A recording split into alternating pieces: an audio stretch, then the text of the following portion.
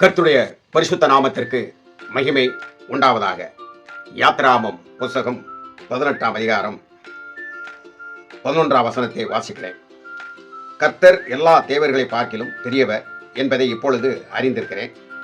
அவர்கள் இடுபு செய்த காரியத்தில் அவர்களை மேற்கொண்டார் என்று சொல்லி மோசையின் மாமனாகிய எத்ரோ சர்வாங்க தகன பலியையும் மற்ற பலிகளையும் தேவனுக்கு கொண்டு வந்து செலுத்தினார்.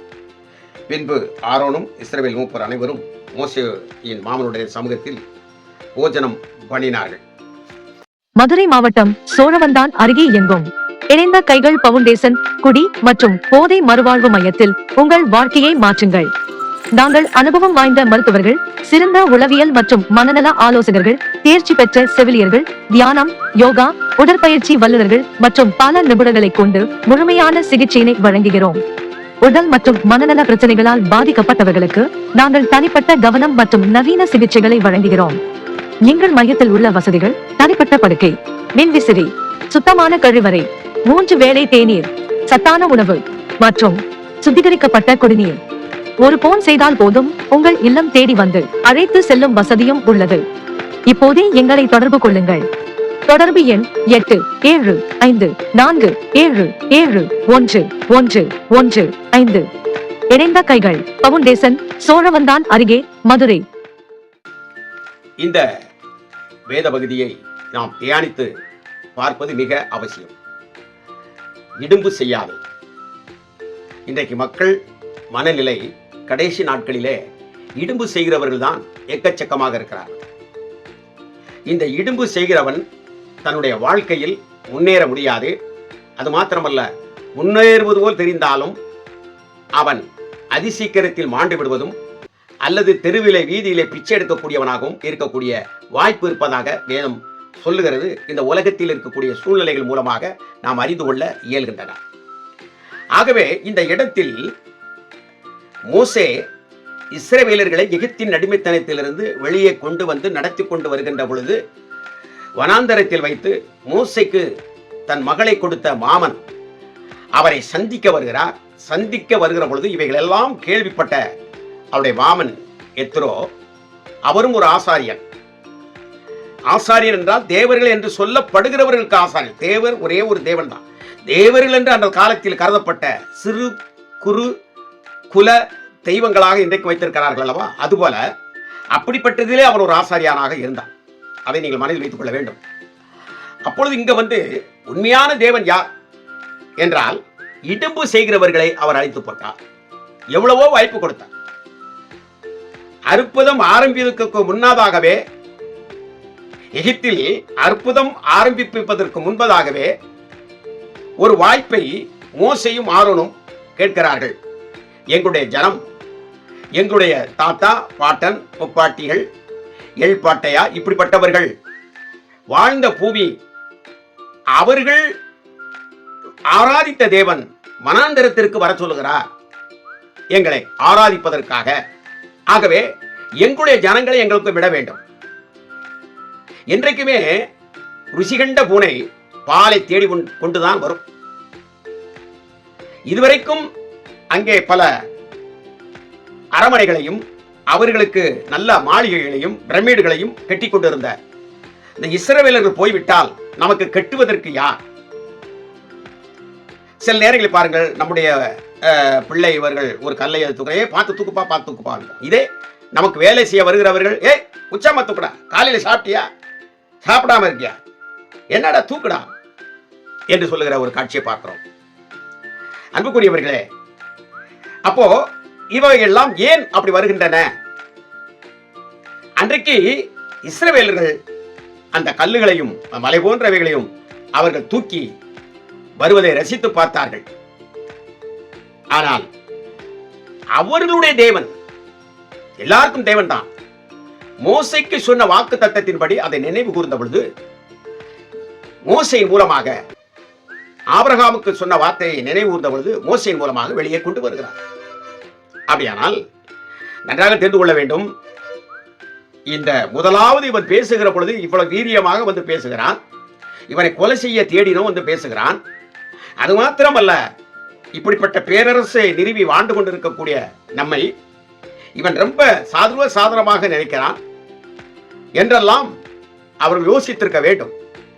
நாம் ஆண் குழந்தைகள் பிறந்தால் அவர்கள் பிரசவிக்கின்ற பொழுதே அவர்களை கொன்றுவிட வேண்டும். தப்பித்தவரை பிறந்துவிட்டால் அவர்களை எகிப்தினுடைய நதியிலே முதலைக்கு போட்டுவிட வேண்டும் என்று சொல்லி அந்த முதலை திமிர் பிடித்தவர்கள் திட்டந்திட்டி நடத்தியதை கூட இந்த மோசே தப்பித்து எகிப்தினுடைய சகல கலாச்சாரங்களிலும் வல்லவனாகவும் போர்களை வென்றவனாகவும் எகிப்தினுடைய இளவரசனாகவும் அவன் வந்து விட்டானே என்றால் இந்த ஜனங்கள் எப்படிப்பட்டவர்களோ என்பதை யோசித்து இவர்களை நாம் அனுப்பி விடுவோம் என்கின்ற எண்ணத்திற்கு வந்திருக்க வேண்டும் அல்லவா? ஆனால் இடும்பு அப்படி வரவிடாது, அதெல்லாம் செய்ய முடியாது. ஆகவே இந்த 10 அற்புதம் ஆரம்பிக்க முன்பதாகவே இவ்வளவு காரியங்கள் ஒளிந்திருக்கலாம். 10 விதமான நஷ்டங்கள் வருகின்றன. ஒவ்வொரு அற்புதமாக நடந்து எகிப்தினுடைய சாம்ராஜ்யத்தினுடைய செல்வ செருக்குகள் அனைத்தும் முடிவுக்கு வருகிறது, ஏழ்மையாக்கப்படுகிறது. அந்த அளவிற்கு இடும்புக்கு மேல் இடும்பு கட்டி கொண்டு இருக்கக்கூடிய காரணம் தான் அந்த பார்வனுடைய வேலை. கடைசியாக 10வது வாதையிலே அந்த தலைப்பிள்ளை சங்காரம் நடந்து கொண்டிருந்த பொழுது மோசே சொன்னபடியெல்லாம் 9 அற்புதம் நடந்துவிட்டது, 10வதும் இந்த காரியம் நடக்கிறதே என்று சொல்லி சற்று உணர்வடைந்து வெளியே அனுப்பிவிடுகிறான். இப்படி வெளியே அனுப்பிவிட்ட பின்பு அதற்கு பின்பு அவனும் அவனோடு இருந்தவர்கள் யோசிக்கிறார்கள், நாம் செய்த வேலையெல்லாம் நின்று போய்விடக் கூடாது. ஆகவே அவர்கள் இப்பொழுது செங்கடலிலே வழி தெரியாமல் விழிபிதுங்கி கொண்டு இருக்கிறார்கள். விழிபிதுங்கி வழி தெரியாமல் இருக்கக்கூடியவர்களை நாம் ஈஸியாக பிடித்து அந்த மோசே தலைவரெல்லாம் கொன்றுவிட்டு மீண்டும் திருத்திக் கொள்ளலாம் என்கின்ற எண்ணம் வருகிறது. நன்றாக யோசிங்கள். மோசே பிறந்து வளர்ந்து வந்ததே ஒரு பெரிய மாபெரும் அற்புதம். தனக்கு முன்பாக பேசிக் கொண்டிருப்பதே ஒரு பெரிய அற்புதம். அப்படியானால் இது எப்படிப்பட்ட ஜனங்களோ, நாம் இவர்களை ஜாக்கிரதையாக நடத்த வேண்டும், அனுப்பிட வேண்டும் என்று வந்திருக்க வேண்டும். ஒவ்வொரு வாதையிலும் அவர்கள் பட்ட கஷ்டங்கள் நஷ்டங்கள் ஏராளம். தங்களுடைய வல்லரசினுடைய பேரரசனுடைய உலக ரட்சணியம் செய்து கொண்டிருந்த அனைத்தையும் இழந்த பின்பும் கூட போகவிடாமல் 10வது வாதையில ஒவ்வொருவனுடைய நெஞ்சமும் கரையக்கூடிய அளவில் இந்த நிகழ்வுகள் நடந்துவிட்டன. அப்படி அனுப்பிய அந்த ஜனங்களை ஏன் 11வதும் அவர் இன்னொரு அற்புதத்தை செய்து அந்த ஜனங்களை காப்பாற்றி தாங்கள் நினைக்கின்ற இடத்திற்கு அவர் கொண்டு போக வல்லவராக இருப்பார். ஆகவே நாம் போய் மாட்டிக்கொள்ளக் கூடாது என்கின்ற அந்த ஞான அறிவு, அந்த ஆற்றல் இல்லாமல் போனதற்கு காரணம் என்னவென்றால் இடும்பு. அதைத்தான் இதை பார்த்து கொண்டிருந்த இந்த காரியங்களை தெரிந்து கொண்ட இஸ்ரவேலர்கள் அல்ல, அந்த மீதியான் தேசத்தில் இருந்த இந்த மனிதன், அந்த மனிதன் சொல்லுகிறார், மோசே ஒரு அந்நிய இடத்தில் தான் கல்யாணம் முடித்திருந்தார். அவர் சொல்லுகிறார், அவர்கள் இடும்பு செய்த காரியத்தில் அவர்களை கர்த்தர் மேற்கொண்டார்.